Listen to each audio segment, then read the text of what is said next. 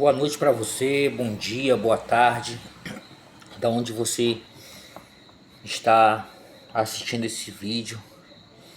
Hoje quero falar com você sobre esperança, renovação e mudança. E quero trazer uma palavra que tem como título a ascensão dos renegados. Eu quero falar para você que tem uma história na Bíblia que fala sobre o exército de um rei chamado Davi. E a gente vai mostrar como que se foi, rapidamente, como que foi criado esse exército e o que eles se tornaram depois. E tudo começa quando Davi foi ungido rei pelo profeta Samuel. E ele começou a crescer como homem de guerra, e ele passou a ser odiado por Saul. Quando Saul descobriu que ele tinha sido nomeado, ele começou a ser odiado e perseguido por Saul. E ele começou a fugir da presença de Saul. E aí ele foi parar numa caverna chamada Caverna de Adulão. E em 1 Samuel diz o seguinte: Davi saiu daquele lugar. 1 Samuel 22 fala: E Davi saiu daquele lugar e se refugiou na caverna de Adulão. Quando os seus irmãos e toda a casa de seu pai souberam disso, foram ficar com ele. E ajuntaram-se a eles todos os homens que estavam em dificuldades, os que tinham dívidas e todos os amargurados de espírito. E Davi se tornou chefe deles. E havia com ele 400 homens. Aí eu quero abrir para vocês dizer que quando Davi estava correndo, fugindo de Saul, ele se escondeu numa caverna. E ele estava sozinho. E começou a se juntar a ele vários tipos de homens. Homens tristes, endividados, amargurados. Pessoas que tinham cometido crimes, homicidas. Tudo a escória da humanidade naquele momento. Pessoas que eram vistos como irrecuperáveis. Pessoas, homens que ninguém dava mais valor naquela sociedade. Pessoas que diziam: esse daí não tem mais jeito, esse daí não tem dívidas, esse está amargurado de espírito, esse é homicida, esse é assassino, esse é ladrão, esse é estuprador, isso é tudo que não presta. Se juntou a Davi. E foram se juntando esses homens, e Davi recebeu esses homens e se tornou chefe deles. E era mais ou menos 400 homens. E nesse momento era um momento de angústia, porque Davi estava correndo de Saul, estava fugindo de Saul. Mas mais para frente nós vamos chegar e o Davi se torna rei. Davi começa a ganhar as guerras. Davi começa a derrotar os seus inimigos. E quem era o exército de Davi? Essas pessoas. A palavra de Deus diz aqui em Crônicas, em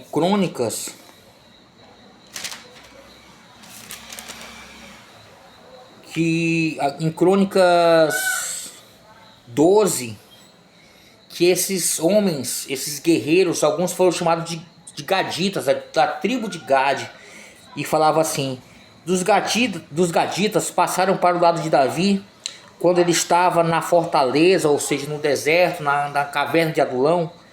Homens valentes, homens de guerra, preparados para a batalha, armados de escudo e lança. O rosto deles era como leões, e eles eram ligeiros como as gazelas sobre os montes. E aqui também em 2 Samuel fala dos valentes de Davi. Aí que eu quero entrar. A ascensão dos renegados. Esses caras que eram tidos como endividados, mau caráter, pessoas ruins, eles se tornaram um dos exércitos mais poderosos que foi visto na Bíblia. E se tornaram os valentes de Davi.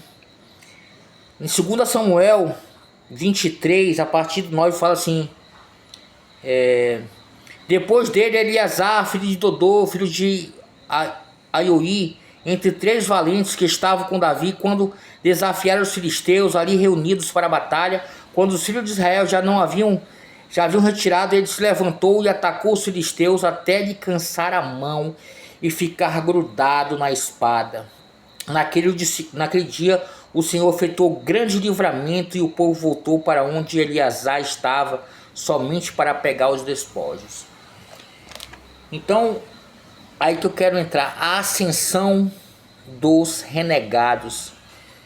O que aconteceu com o exército de Davi? Quando ele estava fugindo de Saul, ele estava amedrontado, e começaram a se juntar a ele homens tristes, homens que estavam amargurados, assassinos, ladrões, endividados, pessoas que tinham errado tanto que não tinha mais esperança para eles, e se juntaram a Davi, e essas pessoas se tornaram o exército de Davi.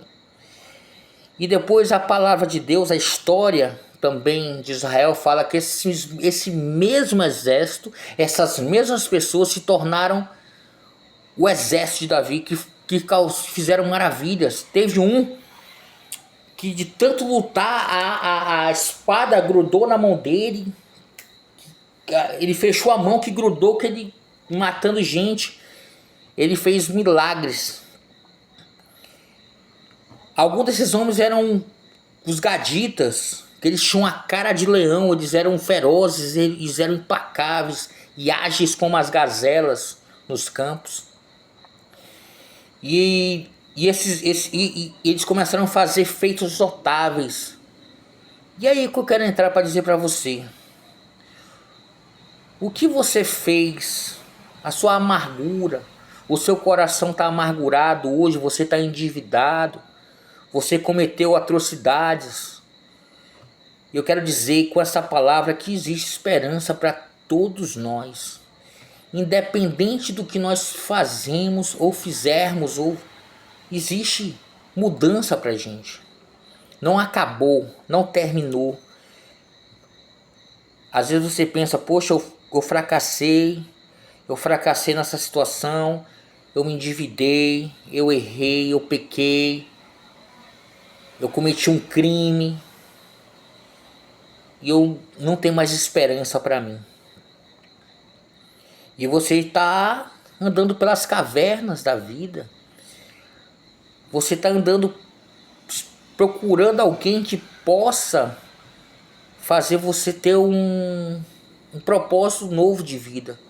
E hoje eu venho trazer para você essa esperança. Você tem um propósito novo para sua vida com Deus.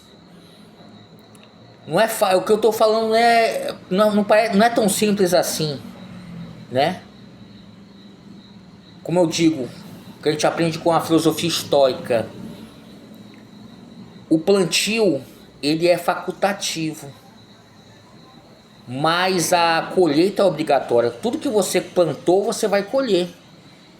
Mas isso não significa que você fracassou. Você tem que arcar com a tua responsabilidade e dizer: eu errei, mas eu posso vencer.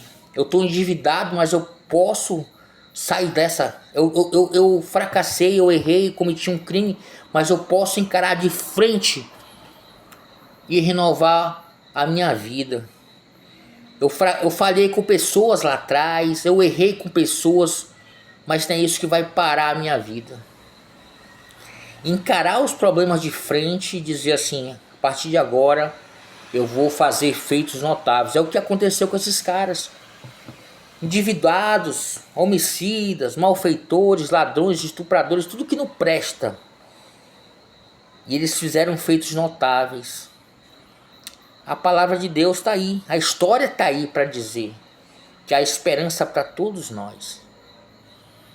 Basta você se levantar, dar a cara a tapa, como diz o ditado, correr atrás do prejuízo e dizer: a partir de agora eu vou fazer diferente, vou enfrentar os meus monstros e vou vencer. E para isso tem Deus, para isso tem esperança, nova vida para você. Então, onde você estiver ouvindo essa palavra, existe a ascensão dos renegados. Você pode ter sido renegado pela sua família, pelo seu patrão, pela sua namorada, pela sua esposa, namorado. Você pode ter falhado, cometido um crime, pode estar endividado, pode ter falido. E você pode dizer, não existe esperança mais para mim. Mas existe sim. Você tem que fazer de cada fracasso um trampolim para a sua vitória. E eu estou falando para você, não é uma coisa simples, não é fácil. Mas a partir do momento que você acredita dentro do seu coração, você acredita dentro de você que você é capaz, a história está aí para dizer. Pessoas que falharam, perderam muitas vezes. Dizem que Thomas Edison, quando foi inventar a lâmpada, ele tentou mais de 1000 vezes até conseguir.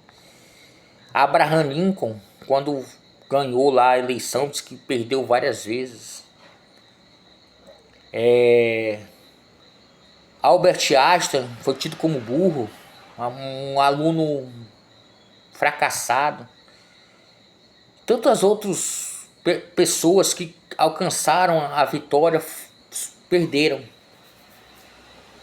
E você, às vezes, o que as pessoas querem? Colocar você para baixo, dizer você não é capaz, você não vai conseguir.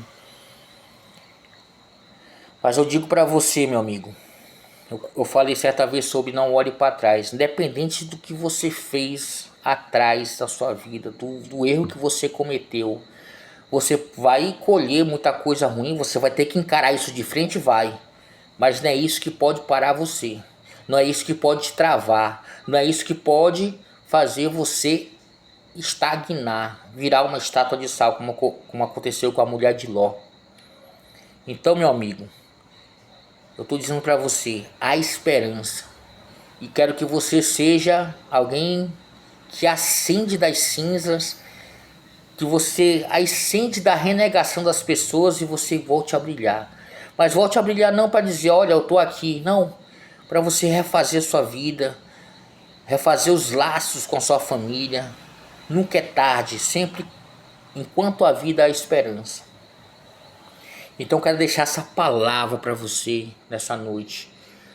Não deixe passar mais as oportunidades. Aprenda, busque conhecimento de vida. Comece a mudar os seus hábitos, comece a mudar os seus pensamentos, porque toda a batalha ela começa aqui, ó, na sua mente. E depois ela vai para o mundo físico, mas começa aqui, ó, na mente, no mundo espiritual e no mundo imaginário. Depois ela vai para o mundo físico. Então, meu amigo, quero dizer para você, não perca mais tempo.